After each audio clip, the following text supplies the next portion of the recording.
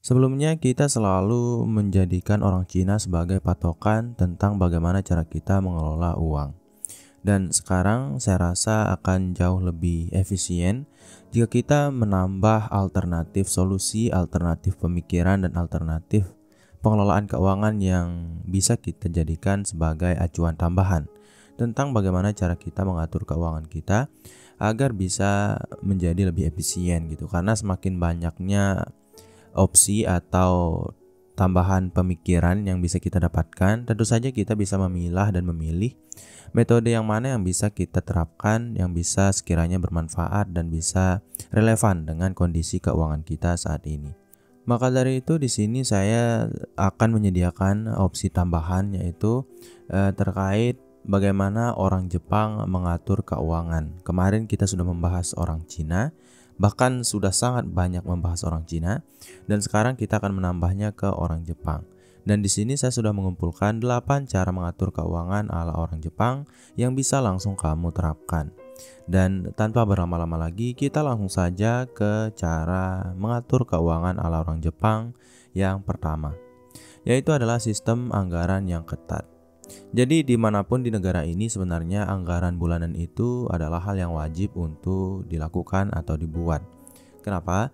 Karena anggaran bulanan ini menjadi patokan kita dalam mengeluarkan uang. Dengan adanya anggaran bulanan, kita bisa mengeluarkan uang dengan lebih efisien, dengan lebih terpetakan dengan jelas, sehingga kita memiliki kemungkinan yang sangat kecil untuk menghambur-hamburkan uang yang kita miliki.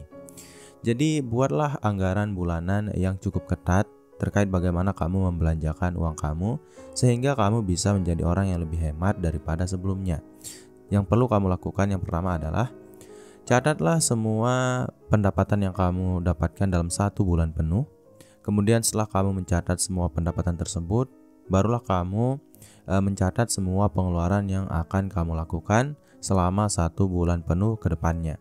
Dan jangan lupa untuk mencatatnya secara mendetail, karena ya biasanya kita itu lalai terhadap detail yang kecil yang mana membuat kita mengeluarkan uang terlalu banyak dan terlalu sering, yang pada akhirnya ya membuat pengeluaran ini jadi membeludak. Padahal ya pengeluaran yang besar itu jarang, tapi pengeluaran yang kecil tapi sering itulah yang bisa membuat kita menjadi orang yang boros.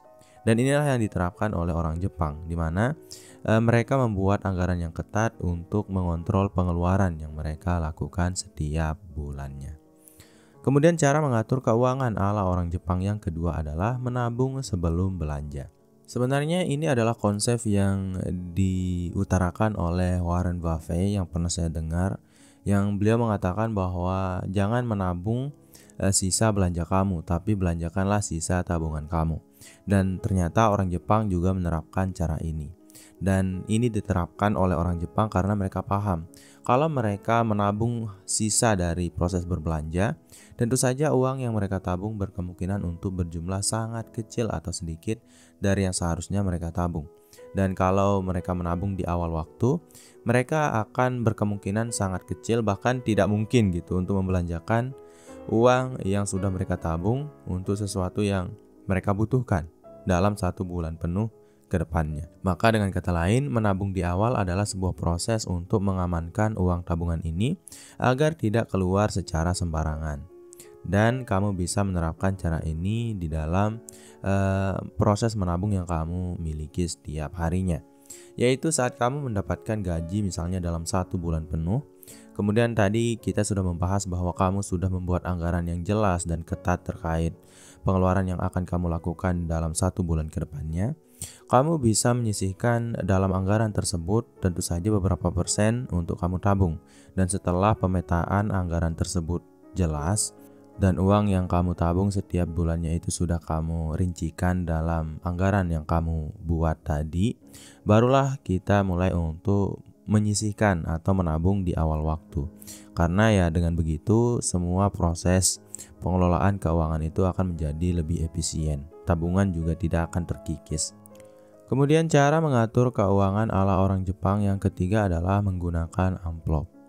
Jadi saat kamu ingin membagi pengeluaran kamu bisa menerapkan amplop ini atau menggunakan amplop ini, yang mana biasanya dilakukan oleh orang Jepang. Ya tidak semua orang Jepang sih menerapkan cara ini, Tapi kebanyakan orang Jepang melakukan cara ini karena mereka rasa cara ini akan lebih efisien untuk membantu mereka dalam memetakan proses pengeluaran yang akan mereka lakukan selama 1 bulan penuh atau mungkin setiap harinya bahkan.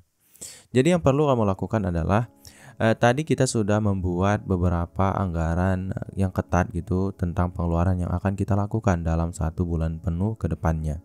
Jadi setelah kamu membuat anggaran yang jelas terkait kemana kamu akan mengalokasikan uang kamu atau membagikan uang kamu untuk dikeluarkan, selanjutnya kamu harus bisa menyusun beberapa amplop, membagi beberapa amplop terkait pengeluaran atau jumlah pengeluaran yang kamu lakukan. Misalnya, kamu akan membuat 3 pengeluaran pokok seperti pengeluaran hiburan, kemudian pengeluaran makanan dan pengeluaran yang lainnya gitu. Anggaplah 3 amplop di situ dan ada 3 pengeluaran yang sudah kamu petakan dalam anggaran bulanan kamu. Jadi dalam 3 amplop tersebut, saat kamu mendapatkan gaji kamu, masukkanlah uang-uang yang sudah kamu tuliskan dengan jumlah yang sudah kamu petakan sebelumnya ke dalam amplop pengeluaran tersebut. Misalnya untuk kebutuhan pokok, kamu akan mengeluarkan 50% dari gaji kamu, jadi masukkanlah ke amplop tersebut 50% dari gaji yang kamu miliki. Dengan begitu kamu akan sangat sedikit berkemungkinan untuk melakukan kesalahan dalam mengeluarkan uang yang mungkin jumlahnya terlalu besar atau terlalu kecil.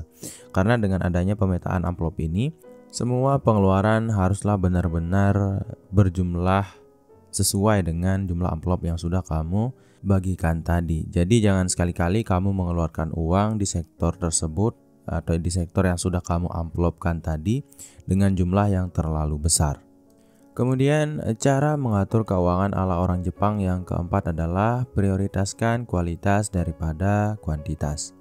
Dan ini sebenarnya adalah sebuah cara pengelolaan keuangan yang dilakukan oleh orang Jepang dalam berbelanja, di mana orang Jepang itu selalu berpikir bahwa kalau kita membeli barang yang murah dengan jumlah yang banyak, kita akan tetap merugi dibandingkan saat kita membeli satu barang dengan kualitas yang tinggi. Dan seperti yang kita lihat bersama, di Jepang itu ada banyak sekali barang-barang yang berkualitas yang selalu dipilih untuk dibeli oleh orang-orang Jepang itu sendiri.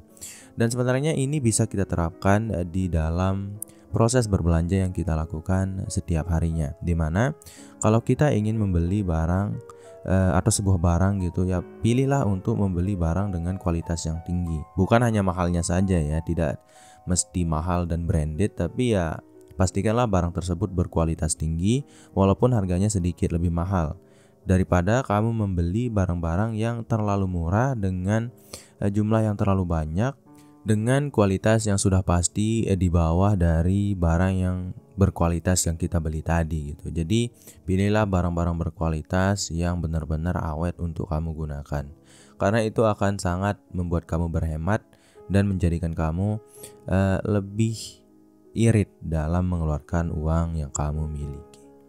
Kemudian cara mengatur keuangan ala orang Jepang yang kelima adalah investasi dalam pendidikan. Jadi pendidikan itu sebenarnya adalah sebuah faktor yang paling penting, tempat investasi yang paling penting dalam kekayaan atau menentukan kekayaan seseorang. Dan bukan hanya orang Jepang, seperti yang kita bahas kemarin, orang Cina juga melakukan hal yang sama, di mana mereka selalu menginvestasikan uang yang sangat besar gitu, bahkan untuk kualitas pendidikan yang lebih baik. Maka dari itu sebenarnya ini benar-benar bisa kita terapkan, tapi ya kalau kita tidak bisa mengambil pendidikan yang lebih baik karena faktor ekonomi, sebenarnya kita bisa mengakalinya dengan belajar secara informal gitu, atau secara di luar dari pendidikan formal, yaitu dengan membaca buku, menonton podcast yang benar-benar relevan dengan apa yang ingin kita cari ilmunya, kemudian dengan mengikuti webinar dan juga kursus online. Dan semua tempat tersebut bisa menjadi alternatif solusi untuk kamu yang ingin mendapatkan ilmu-ilmu yang bermanfaat dan relevan terkait jenis bidang yang ingin kamu tingkatkan, entah itu dalam belajar untuk mengelola keuangan dengan lebih baik, atau bahkan untuk meningkatkan ilmu di bidang-bidang tertentu. Intinya jangan pernah berhenti untuk belajar, dan inilah yang dilakukan oleh orang Jepang secara umumnya. Bahkan seperti yang kita lihat, orang Jepang itu belajarnya itu di jalan saat mereka jalan gitu menuju sekolah atau pulang sekolah. Kemudian cara mengatur keuangan ala orang Jepang yang keenam adalah hemat energi dan sumber daya. Jadi orang Jepang itu bukanlah orang yang berhemat dalam hal-hal yang bersifat penting seperti pendidikan seperti yang kita bahas tadi, tapi mereka justru lebih sering untuk berhemat dalam bidang energi dan sumber daya. Yang dimaksudkan di sini adalah listrik dan air. Jadi orang Jepang itu cenderung untuk berhemat dalam hal listrik atau penggunaan listrik dan air yang mereka miliki setiap harinya. Kenapa? Karena kalau mereka terlalu berhemat dalam hal makanan maupun pendidikan, kedua hal tersebut adalah aspek yang sangat menentukan bagaimana seseorang berpikir.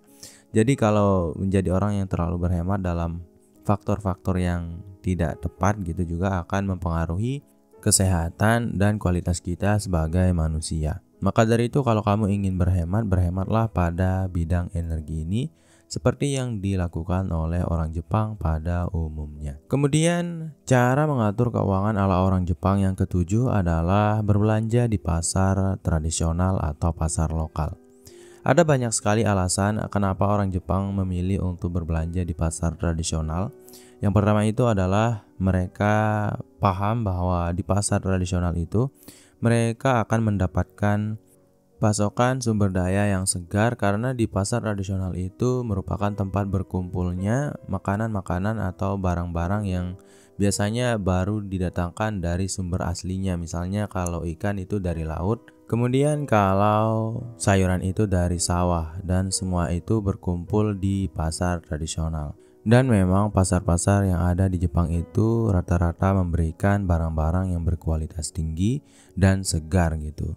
Jadi kesimpulannya di sini, kalau kamu ingin menerapkan cara ini atau kamu ingin berhemat seperti orang Jepang, kamu bisa pergi ke pasar tradisional untuk membeli barang-barang yang ingin kamu jadikan sebagai bahan baku untuk makanan atau membeli barang-barang lainnya. Kenapa? Karena di pasar tradisional, entah itu di Jepang maupun di Indonesia, itu rata-rata harga barang-barangnya itu atau bahan-bahan kebutuhan pokok itu lebih murah daripada saat kita pergi ke supermarket atau minimarket. Kemudian cara mengatur keuangan yang terakhir atau yang kedelapan ala orang Jepang adalah dengan berinvestasi untuk masa depan. Jadi orang Jepang itu bukanlah orang yang hanya fokus di hari ini dan tidak memperdulikan masa depan. Justru mereka paham berinvestasi di masa sekarang untuk keperluan masa depan adalah hal yang harus dilakukan. Karena di Jepang memang rata-rata orang itu hanya memperdulikan diri mereka sendiri dan hanya sedikit orang yang mau membantu satu sama lain. Tentu saja ya tidak semua orang sejahat itu memang. Tapi karena isolasi lingkungan yang cukup ketat, yang cukup parah gitu, jadi ya semua orang itu cenderung untuk memikirkan diri sendiri. Jadi kalau tidak adanya pemikiran yang matang tentang masa tua dan investasi untuk masa tua, tentu saja saat tua itu mereka itu cenderung untuk mengalami masalah. Tentu kalau mereka tidak ingin menghadapi masalah, mereka akan pergi ke panti-panti orang tua gitu. Jadi untuk menghindari semua itu, mereka selalu serius dalam memikirkan investasi untuk masa depan ini. Jadi mereka biasanya berinvestasi di bidang asuransi untuk menjaga kesehatan dan kejiwaan mereka. Kemudian untuk dana pensiun. Jadi mereka sudah mempersiapkan dana pensiun sejak dini agar mereka bisa terhindar dari masalah-masalah finansial yang mungkin akan datang di masa depan. Jadi mungkin itu dulu untuk video kali ini. Saya harap video ini bisa bermanfaat bagi kamu, saya, dan kita semua. Sekian dari program Diri. Wassalam.